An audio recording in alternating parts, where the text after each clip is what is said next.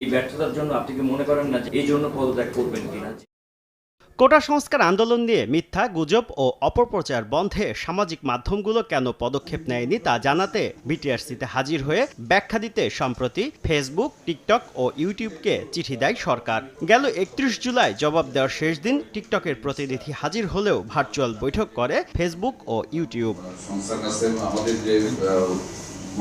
সরকার নির্দেশ দেওয়ার পরও ফেসবুক ও ইউটিউবের প্রতিনিধি কেন সশরীরে হাজির হয়নি? চলমান পরিস্থিতিতে ইন্টারনেট সেবা বন্ধ নিয়ে কেন বারবার অবস্থান বদল করেছেন? এ নিয়ে গণমাধ্যম কর্মীর প্রশ্নের মুখে পড়েন প্রতিমন্ত্রী। জানতে চাওয়া হয় ব্যর্থতার দায় নিয়ে পদত্যাগ করবেন কিনা। এই ব্যর্থতার জন্য আপনি কি মনে করেন না যে এই জন্য পদত্যাগ করবেন কিনা? অবশ্য বিষয়টি এড়িয়ে যান জুনায়েদ আহমেদ পলক।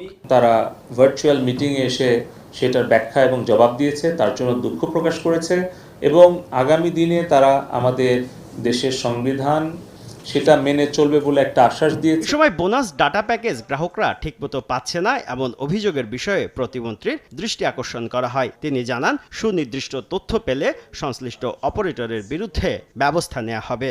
5 জিবি 3 দিনের জন্য আমরা এটা ঘোষণা করেছিলাম এবং এটা অবশ্যই সকল অপারেটর মানতে হবে। যদি কেউ না মানে এবং এই ধরনের কোনো অভিযোগ আমরা পাই, অবশ্যই তাদের বিরুদ্ধে আমরা ব্যবস্থা নেব। এ সময় কোটা সংস্কার আন্দোলনে চলমান সহিংসতায় এ পর্যন্ত অবকাঠামো ও ব্যবসা বাণিজ্য মিলে প্রায় 18,000 কোটি টাকার ক্ষতি হয়েছে বলে জানান পলক।